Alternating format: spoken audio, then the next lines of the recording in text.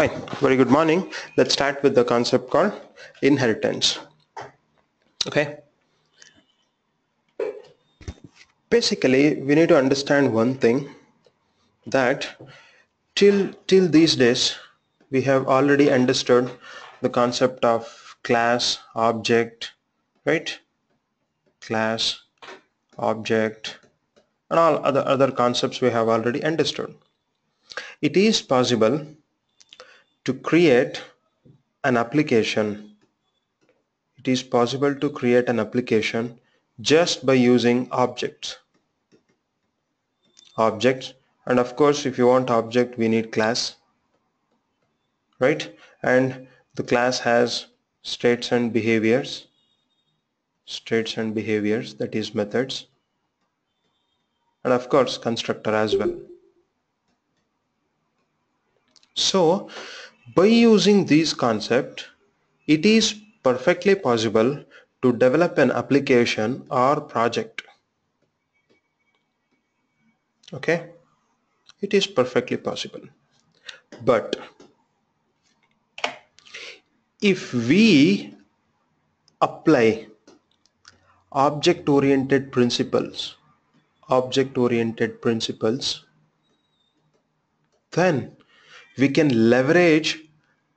design a better application. The same application can be designed and developed in a better way, and that is by applying object-oriented principles. And we can leverage the advantages like reusability. Okay, the application becomes more scalable,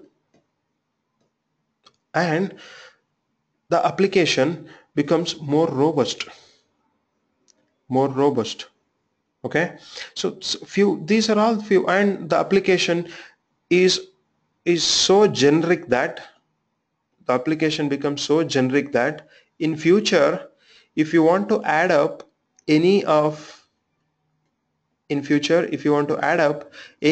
the functionalities or features into your already developed application, you can extend this easily. Okay, that is, future changes can be accommodated to your application in a better way without making any changes to the existing application. That's why I have mentioned the word called generic. The application becomes so generic that future any changes can also be accommodated without making the changes to your existing application. So these are all the advantages that we can get if we apply object-oriented principles into application, or as the part of design and development of the application. If you don't want all these advantages, then simply use the concept of class, object, behaviors, that is methods, constructor, states and all, and we can develop the application. It is possible. Okay.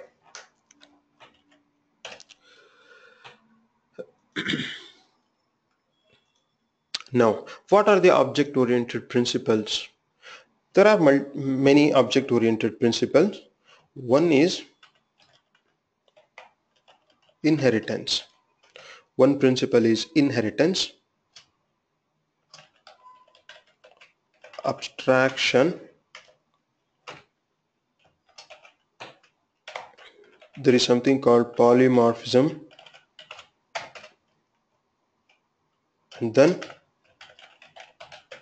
there's something called encapsulation.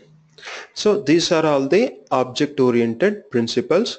We are going to understand these four object-oriented principles at its best, so that tomorrow it becomes very easy for you whenever you develop any Selenium based frameworks or your own framework, custom framework, or if you are going to use the existing Selenium framework, then you can understand, if you understand these concepts, it becomes very easy for you to work on those technologies. Okay, so I'm going to start with the concept called inheritance. In today's class, let us talk about inheritance concept. Okay, if you understand these four principles at its best, to understand every principle you need to learn few Java features like access specifiers, access modifiers, interface, abstract class, right? So these are all some of the concepts we are going to cover as the part of learning this object-oriented principles. In today's class, let us start with something called inheritance. Okay, so the main advantage of inheritance, before we actually start with what is inheritance, the main advantage of inheritance is something called reusability.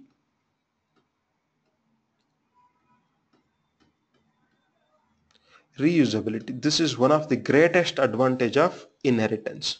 How? We will understand. Okay, let us take a very simple example. Okay, I write a class, one simple class. I write a simple class. Example, class name is car. This is my program. Okay, so this is the car class. Car class has, let's say, few states or instance variables like string model, okay, string color,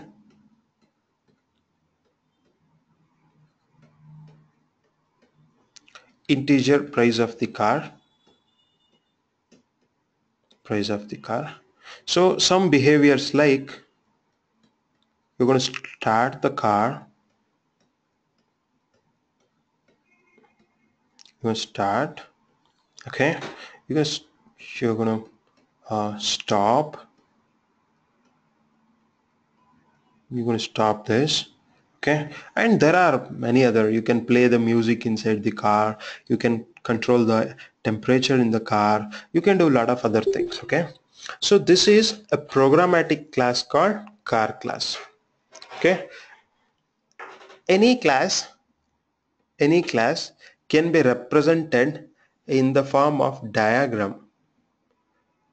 Every class can be represented in the form of diagram, and we call that diagram as class diagram. We call the diagram as class diagram. The class diagram is like a box with three parts. Here we, here we are going to write class name. For example, class name is car. Class name is car. Here we are going to write the states.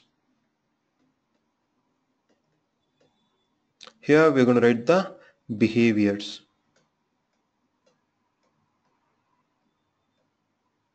Behaviors, okay. What are the states? Model, color, price. Write it. Model. What is the data type of the model? String,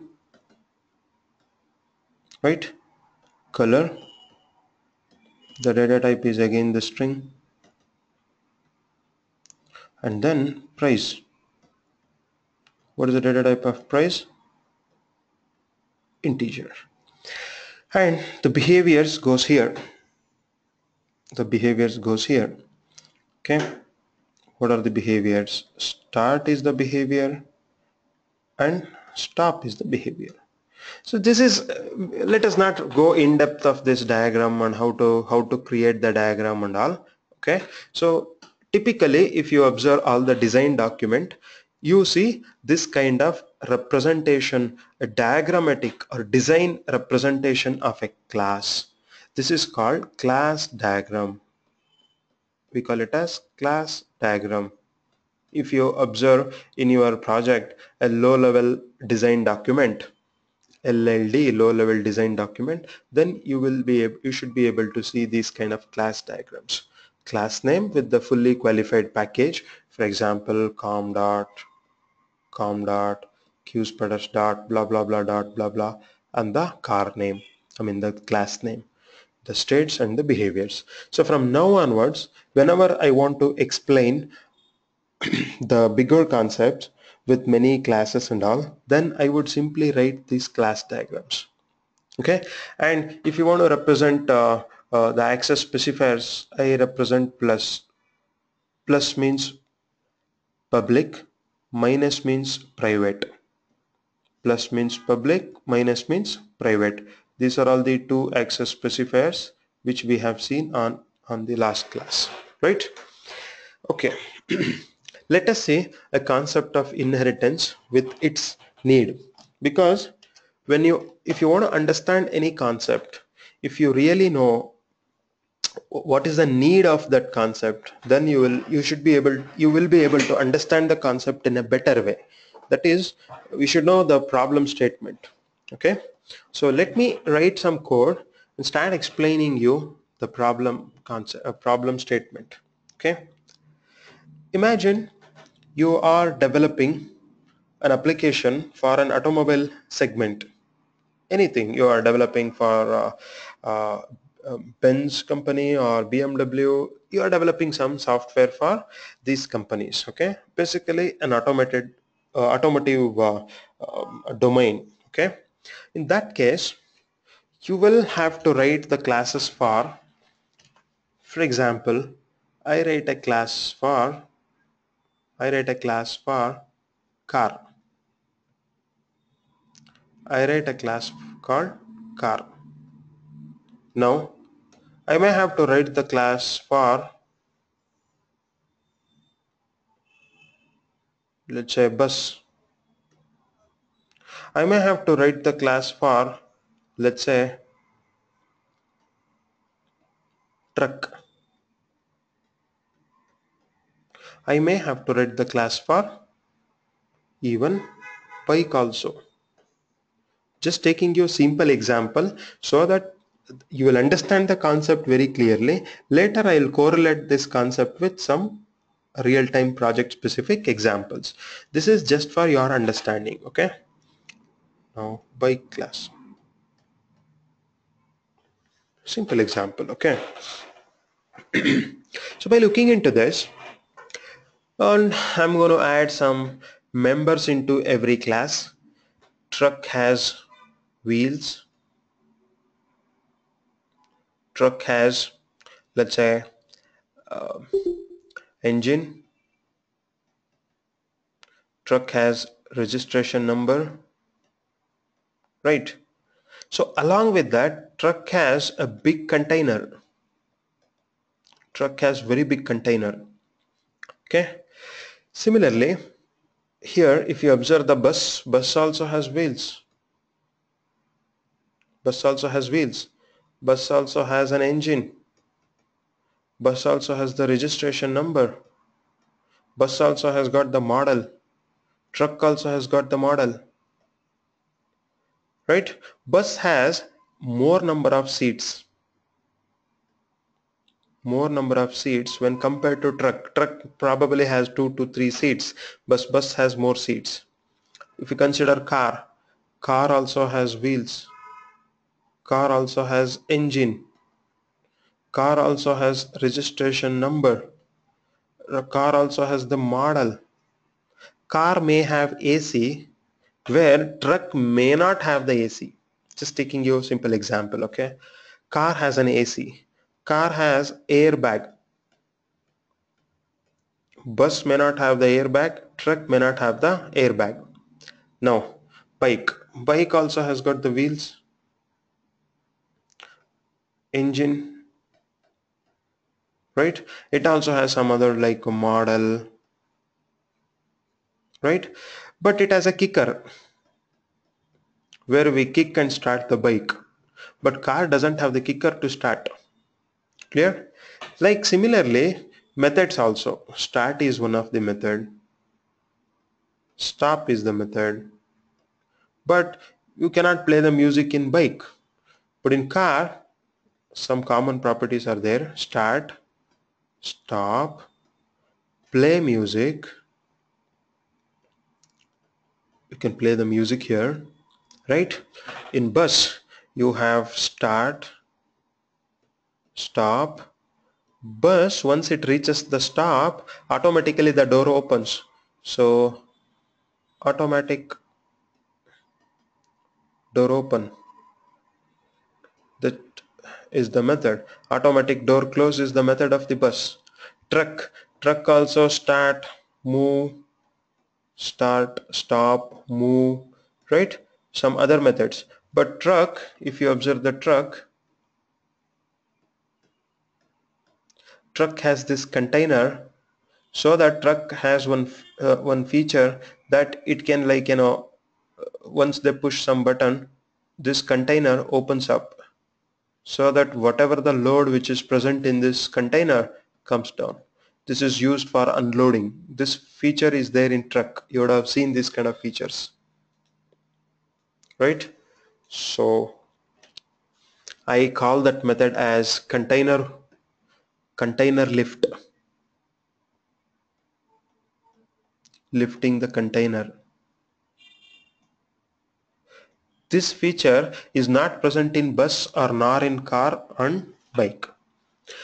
Now, like this, just for developing a very small application, you started creating multiple classes, right? If you observe this, there are lot many features which are common across multiple classes. For examples, wheel, model, engine, model, registration number. These are all very start stop. These are all the very common properties across different classes. And we have written these repeatedly in all the classes. So this is called code redundancy or code duplication. That is the similar code or the common code which is present across all the different classes, and it is unnecessarily repeated, unnecessarily this is called redundant code. Now what we are supposed to do, this redundant code can be avoided. The redundant code can be avoided. How can we avoid this redundant code? Pretty simple. What I'm going to do is I'm going to identify the common properties which is across multiple classes. Then I'm going to write one class. Okay. I take out common properties from all these. When I say properties, it can be states as well as behaviors. I identify, then I take it out. I remove from unnecessary common repeated code. I'm going to remove, and I'm going to put that in one class, common class, and I call that class as vehicle. I call the class as vehicle. I take it out. From all this. I put it. So it becomes common property. What are the common property? Wheels, model, engine, registration number. These are all common properties. Okay. So now there are some common methods also. What are the common methods?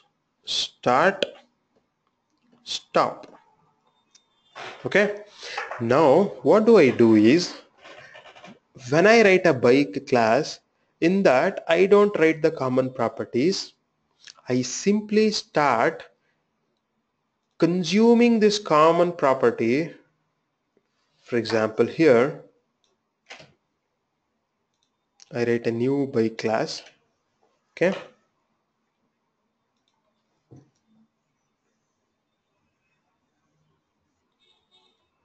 I write one bike class. Write a class called bike. Bike also has model, wheels, registration number, start, stop and all. But I will start extending that feature from a class called vehicle class.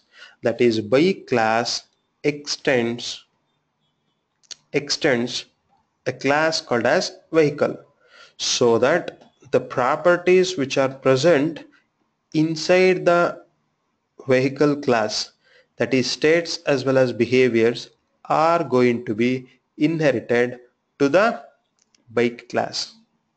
So bike class also has now extended properties or inherited properties. It's like we inherit some properties from our parents. In the same way, here the class called bike is inheriting the properties from a class called vehicle class. So apart from that, whatever the specific properties, okay, or features which are specific only to the bike. For example, bike has kicker, to kick that hand to start the vehicle, to start the bike, correct? So this is the special feature of bike, and this special feature is not common to other classes. So this is called specialized property of a class called bike, and these are all the common properties, okay, for all the other, for multiple classes. So now bike class extends vehicle class, and this process of acquiring the properties of one class from another class is called as inheritance. So bike class is inheriting the properties of vehicle class. Okay, so how do we extend? What is the programmatic syntax? Let us understand. Okay, so now bike class is called as a subclass. Bike class is called as a subclass or child class. It's called as a child class, whereas the vehicle class is called as a superclass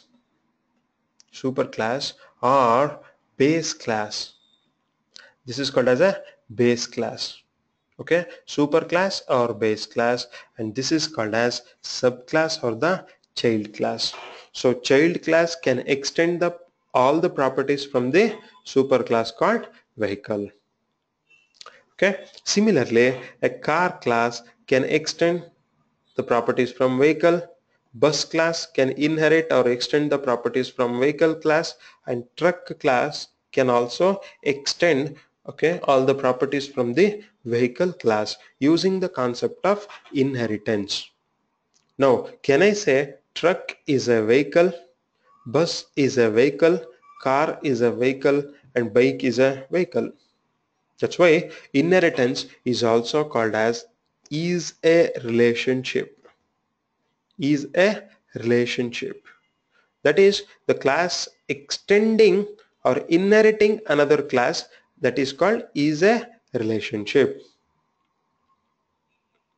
Okay, and in case of inheritance, complete all the states and behaviors are inherited. But remember, constructors are not going to be inherited. Only states and behaviors are inherited, because constructor cannot be inherited, because constructor must be present in the same class. Yesterday we discussed it. Okay, so only states and behaviors are going to be inherited programmatically. So what is the advantage of this inheritance? So we can avoid redundancy of the code. Unnecessary code which I used to write in all the classes earlier are replaced, and they have put it in a common class, right? And when I inherit those properties can be extended and reused. So the main advantage of inheritance is reusability, and redundant code can be avoided. Okay, there are some more advantages, like without inheritance we cannot achieve polymorphism and abstraction, that we are going to see in future class.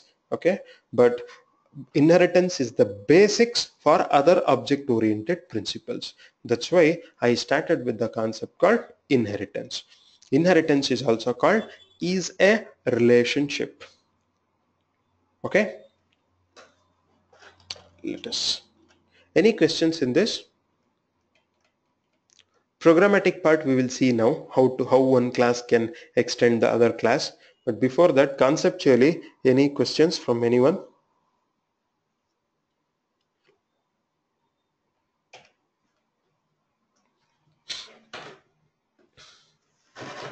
Okay. Now, programmatically, let us see how one class can inherit another class. So I write a class called as vehicle with some states and behaviors, and I write a class called as bike This is another class. Okay, one class and the other class. Now bike has to extend, spelling mistake, vehicle. Okay, the bike has to extend vehicle. So by using a keyword called extends, lowercase,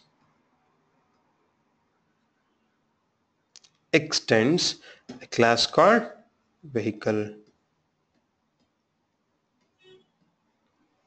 The class called bike extends something called vehicle. So this is how a class can extend another class. This is called inheritance. Now bike class is called as a subclass or the child class which extends a superclass called vehicle. Remember this. This is how we extend the classes. And one class can extend only one superclass at the same time. What is the meaning? Let's say I have two classes, class called A and class called B, two different classes. Now I write a class called X. X class extends A and then extends B. It is not possible in Java. This is called multiple inheritance. What do you call it as? Multiple inheritance, which is never possible in Java. Why? There is a reason. We'll see to it. Okay, there is a reason for it. We'll understand that reason. There is something called diamond problem. We'll understand it. Okay, but this is never possible. If I write that programmatically, this class called, you write a class called X extends A comma B, it is not possible.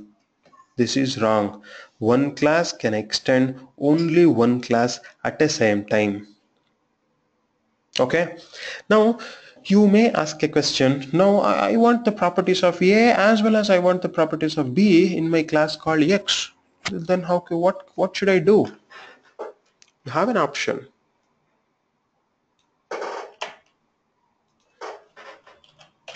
Okay, what we are supposed to do in that case, if you want, let's say you have written a class called X, you want the properties of Y, so you want the properties of A class as well as B class. Then what do?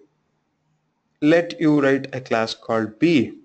Let A X class extends B class and B class extend A class, so that all the properties of A is inherited to B.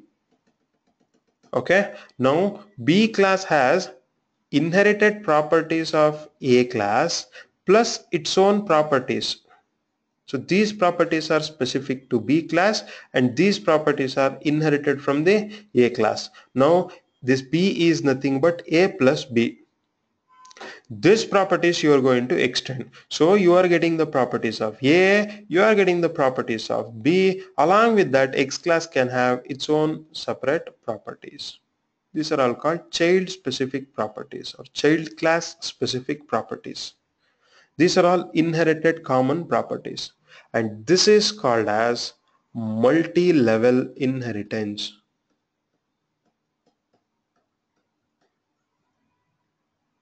This is called multi-level inheritance. Multi-level inheritance is possible in Java, but multiple inheritance is not possible. That is, you writing a class X which is extending A class, which is extending B class. Okay, this is not possible in Java. This is called multiple inheritance. This is called multi-level inheritance. So multi-level inheritance is possible. And having said that, how many levels? It can be any level. One class extended by another class, extended by another class, extended by another class. Like this, it can be 10,000 also.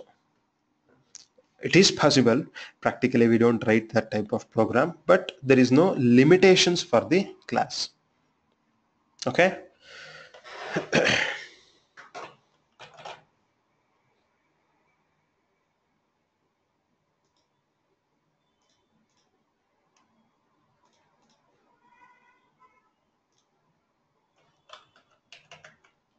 One second. Any questions until now?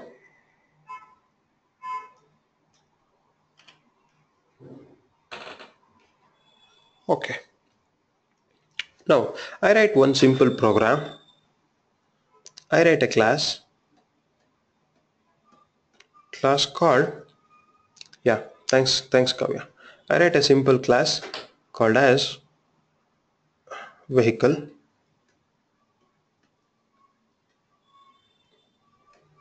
Okay.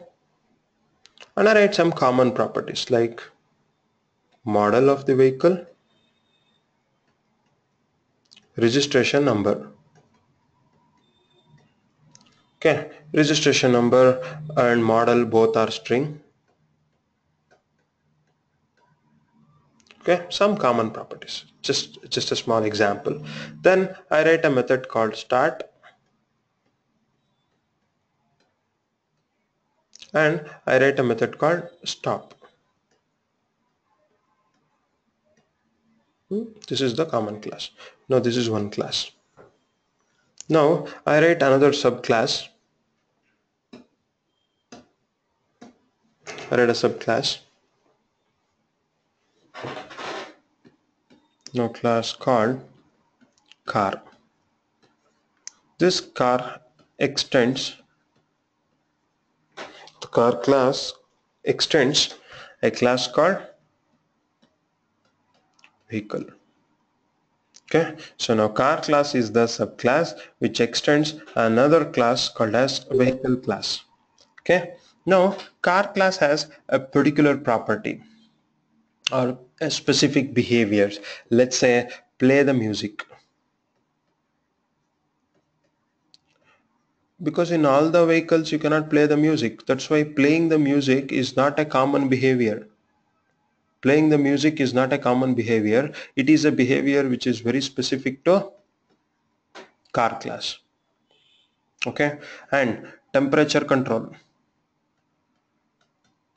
void temperature control. This is a method which is very specific to class called car class. Now the car class is the subclass which extends a class called vehicle class. So vehicle class is the superclass or the base class, and the car class is the so car class is the subclass or the child class. Vehicle class is the superclass or the base class. Okay. Now if I write an object, please understand, if I create an object of car class, car car cr equal to new car. Please observe, the object is of type car. The object is of type car. Can I say car is a vehicle? I said extends is the keyword used for inheritance. Inheritance is nothing but is a relationship. Inheritance is nothing but is a relationship. Car is a vehicle. Car is a vehicle. Okay, the moment when I create an object of class called car, what exactly happens is in the heap memory an object is created. But beauty is that in this object you will get the states which are inherited from the vehicle class to the car class, and along with that the properties of subclass. What are the properties inherited from the parent class or the superclass? Model. We also get registration number, correct? And we have the methods like start. We have the methods like stop.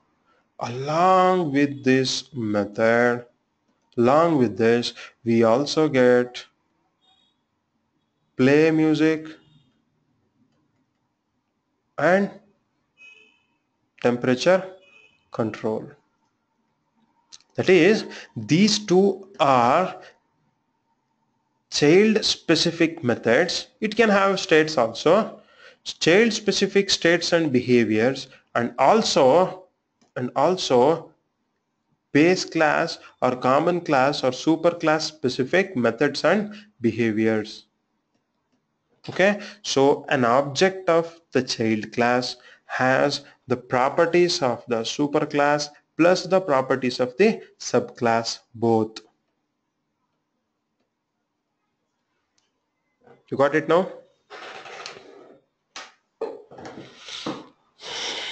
Any questions?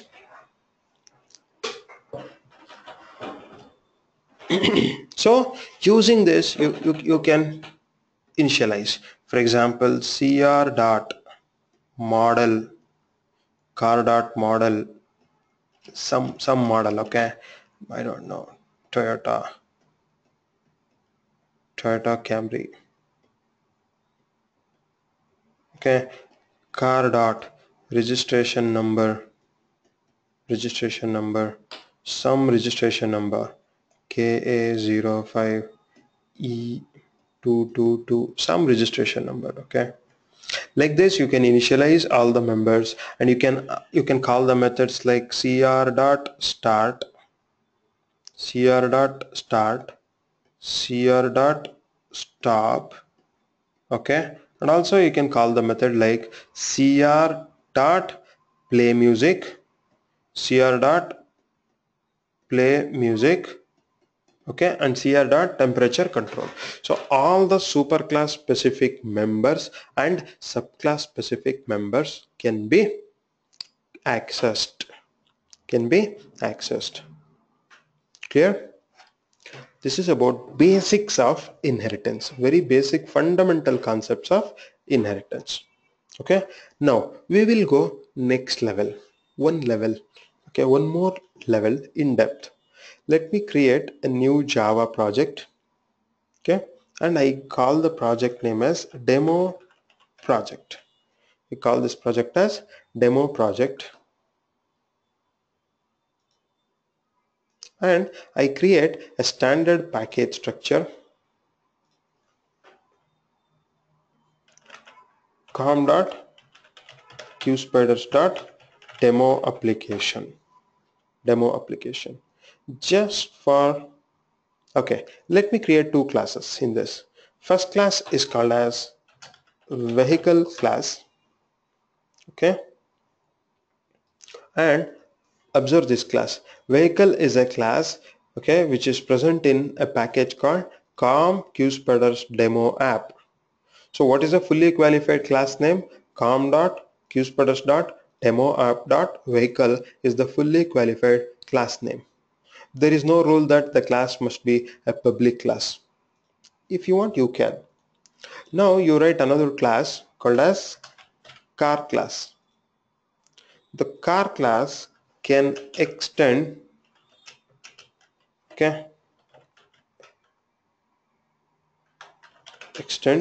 the class called vehicle class. Now car class is the subclass or the child class, vehicle class is the superclass or the base class. Let me add some properties in the vehicle.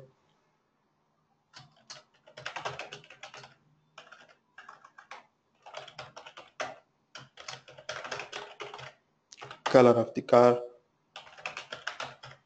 price of the car,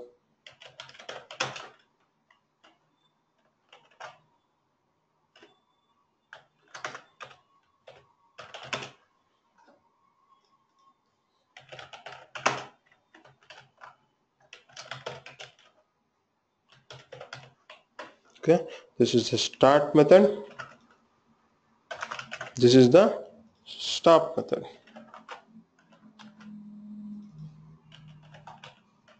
Okay, now you should observe one thing. The class is public, but states and behaviors are not public. So when I don't write anything, like if I mention it as public, then only it is public. If I don't mention, it is default. Now access specifier for stop is default. Access specifier for these states are default, What is the scope of default?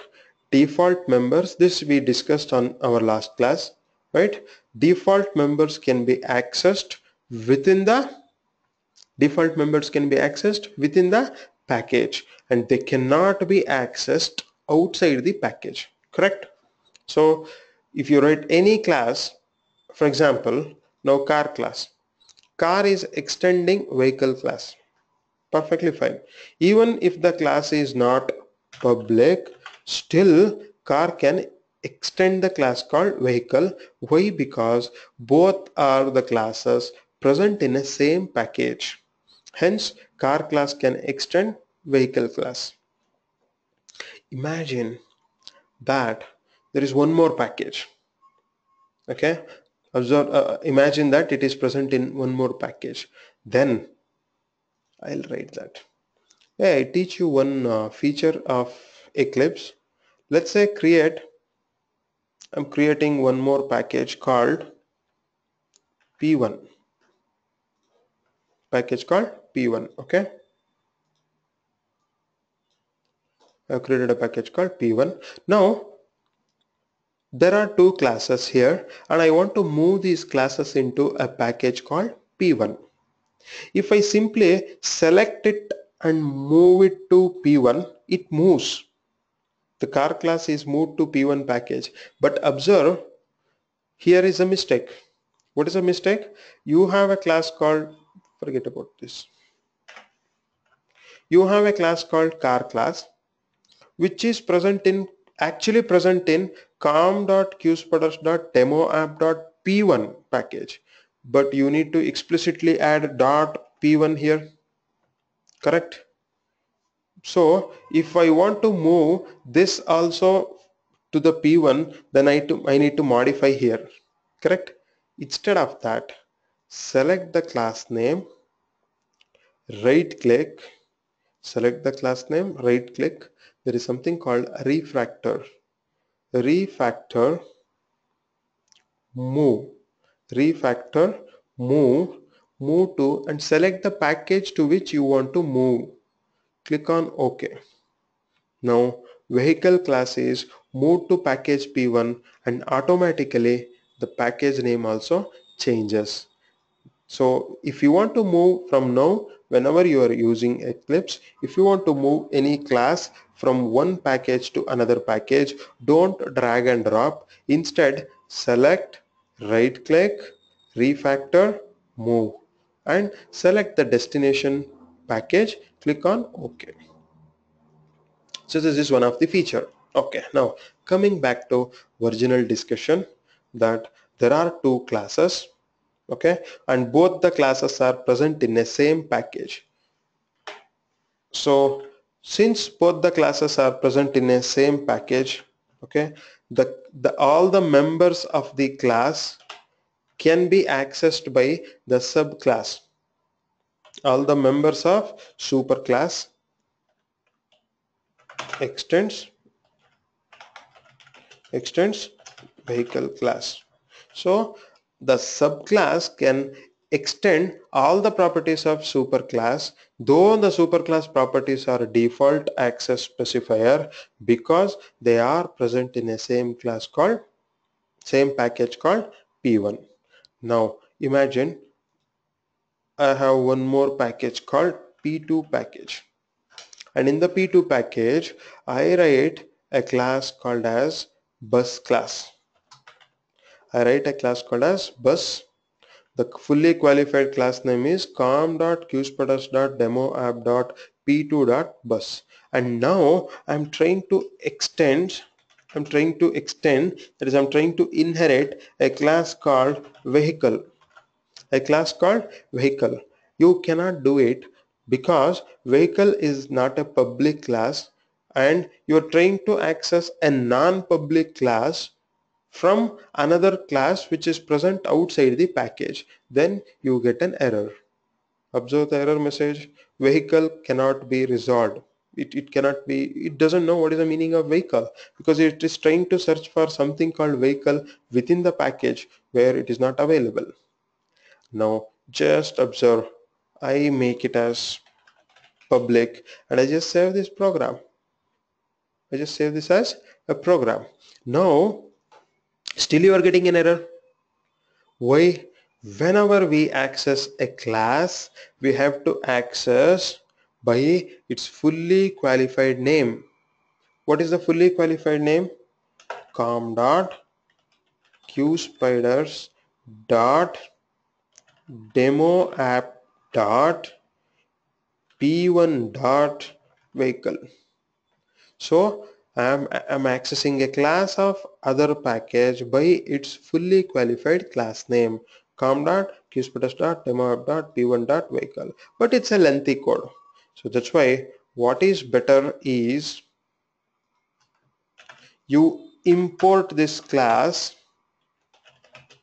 We have understood this concept in our last class, and start just accessing it by the name. Just start accessing it by the name. Write a class which extends a class. So first import it. Remember, whether it is inheritance, whether it is a simple Java program, if you want to access any classes from outside the package, you just have to import them, then start using. Otherwise, give fully qualified class name. But giving fully qualified class name simply increases the code length and the size, and it unnecessarily make the code very difficult. It will not be readable. That's why it's better to import them and start using them. Clear with this? Now, very important. We have the bus class is extending the class called vehicle. Only class is extended, but these states and behaviors cannot be accessed outside the package because they are default. Hence, if you want these properties to be available outside the package also, then make them as public. Make them as public so that now they can be accessed anywhere throughout the project. So remember, public is the highest access specifier available in Java. Highest scoped access specifier, meaning is any public member can be accessed in the entire project. That's the highest level of visibility or scope. Okay, this is the very basics of uh, inheritance. Okay, now bus. Okay, now car is there. Car has some methods like play music. Car has methods like play music. Okay,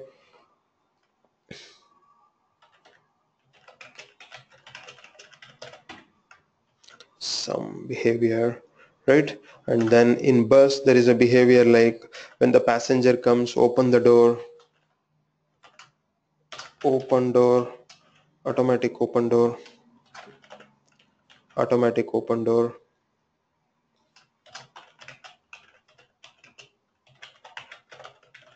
Door opens automatically. Okay, some behaviors. Now just observe, I write a class called test class with public static void main.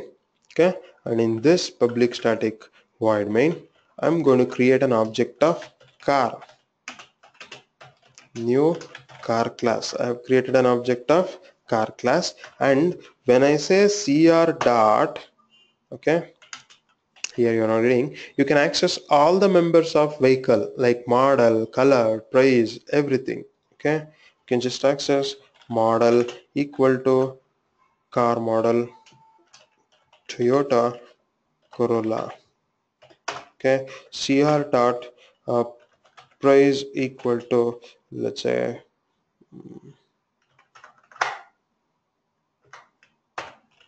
some amount. Car dot color equal to white color.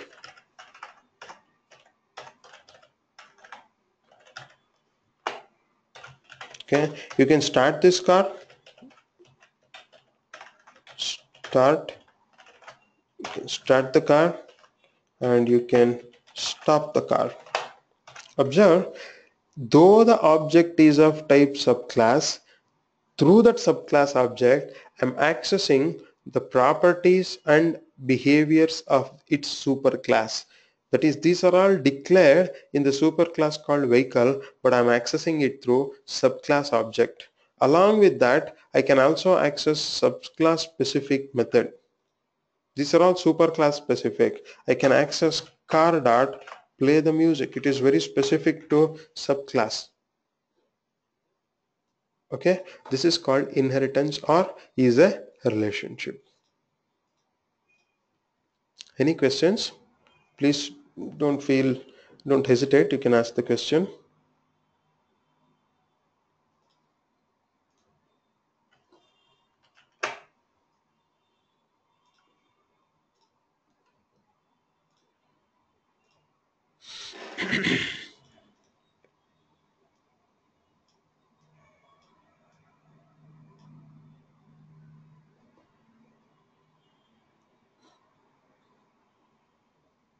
Fine.